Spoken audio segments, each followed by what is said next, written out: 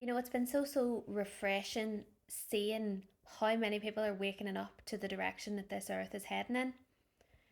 More and more people are starting to see that something isn't a little bit off, that something is very off. And people like myself have been out trying to warn people for years. And slowly but surely, people are waking up with all these things on the increase. And when we tell people about Christ and they use the free will which He gave them to deny and reject the Creator and all the things that He does for them within their life, we really just feel like we've hit a brick wall. For many of us, like myself, it's a grieving process, watching people that we love and care for so much reject the truth. We know what's coming upon this earth, but I believe by these little video clips here that seeds get planted somewhere, even if it's just one person a day. One person a day, one person's eyes opened, it's all been worth it. I gain nothing from this, absolutely nothing from this. I'm not out there to make a few quid. All I am doing is speaking out against the corruption and bringing people the light of Christ. I want people to wake up and realise that the one light left upon this earth is Jesus, that the answers that they seek come from Jesus, that throughout all this darkness and all this chaos, Jesus has been faithful and true. The scripture says He is the way, the truth, and the life. Now, I saw there recently that Keir Starmer announced that under 16s will not be permitted to use social media and that there will be increased checks to make sure that users meet the age requirements. If you don't know or haven't clicked on already, this has nothing to do with the government caring for the welfare of your children. It's got nothing to do with the Parliament parenting your children. What gives them that right anyway? This is about control. The system have been enforcing control over our children since the day and hour they were born and they had a national insurance number.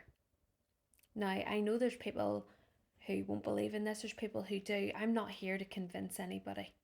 Seed planting to that one person that Jesus is trying to reach today, has the eyes to see and ears to hear but isn't using them. Many of us can remember that day our child was due to start preschool, and I'm an anti-vaxxer, so I know this information oh too well. In order for our kids to join the school system, to be part of the system, they need a number of vaccines.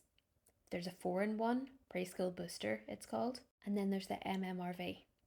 Now already, that is not giving parents a choice over their children. That's saying if you want to be part of the system, this is what you got to do. And a lot of parents felt like their choice was stripped from them there and then because they wanted their child to have an education. And they will continue to take that choice from you if you let them. My daughter got a letter home from her school the other day saying that school numbers are falling, enrollment numbers are falling, and is it any wonder? People who are already parents are waking up to the system. They're either home educating their children to escape the control, or they're traveling, having adventures with their children. They're exploring different ways of getting out of this system. And there's another thing, that the birth rates have dropped significantly because the system has slowly but surely chipped away at the traditional family structure to the point that people find it impossible now because the levels of affordability are catastrophic. So you can't have a husband, a wife. A husband goes to work, the wife stays at home and looks after the children. That's why you don't see many families having 3, 4, 5 or more kids anymore. You don't see the husbands going out to provide. The woman is thrust into the man's roles as well, all thanks to the system. And of course, people have gone so far from God, so anything God intended for us as men and women, having children, etc., they just want to ditch that. They've made it increasingly difficult for us to afford life. There's also the reality that people look at how broken this world has actually become and they think, oh, I don't want to bring a child into this, and that's another reason why the birth rate has lowered. Here's a few examples of that. I don't know if you've seen the news about baby Preston, the 13-month-old baby that went into the care system while his mother was in prison. He was given to a gay couple, a middle-class couple. One of them was actually a school teacher. They adopted him, and within 3 months of having him, they subjected him to the most horrendous sexual abuse. I wouldn't even be getting into it with you guys. This resulted in the school teacher filming Preston while he was lying there, unable to breathe. He lost his life. There was another story like this, but it was from the USA. There's a guy called Brandon Mitchell. He's Class A on the SA register in the USA. Everybody knows about it, but the authorities let him have permission to surrogate a child with his husband and that baby is now in their care. The examples of children slipping through the net and the government not giving a damn about the welfare of our children.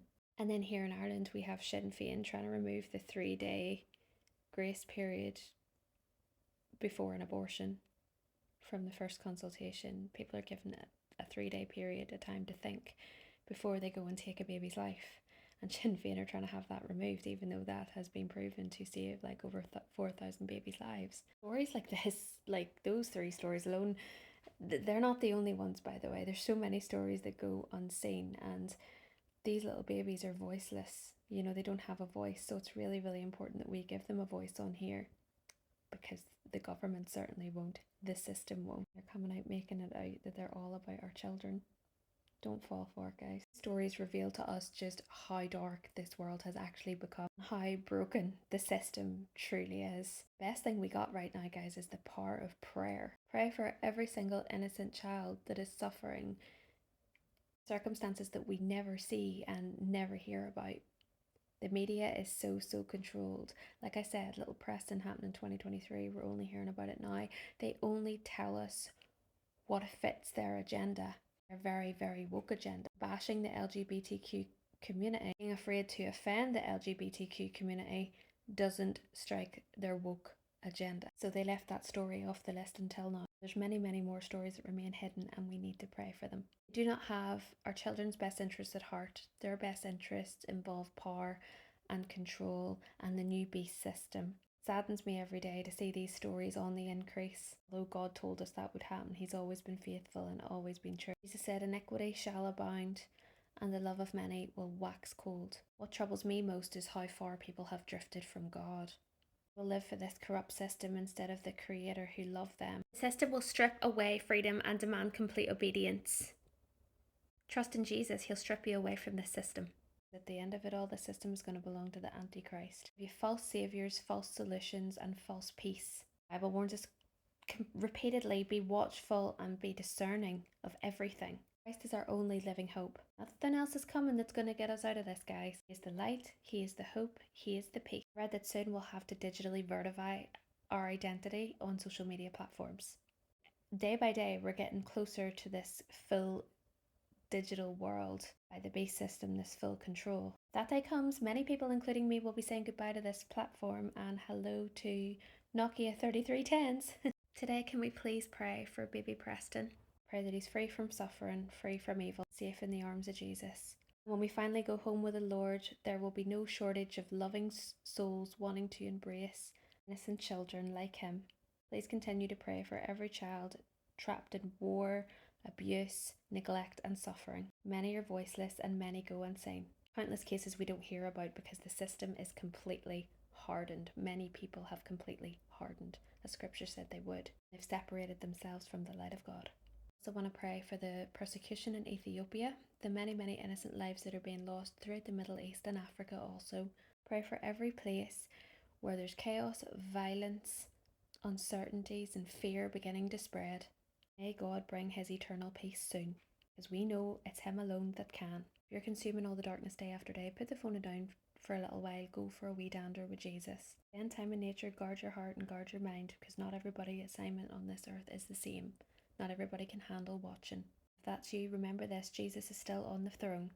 God is still in control and His will be done. Truth and light will always prevail over darkness. Hope a seed has been planted today, and someone somewhere has got this message who needs to hear it. God bless every single one of you. Have a good day.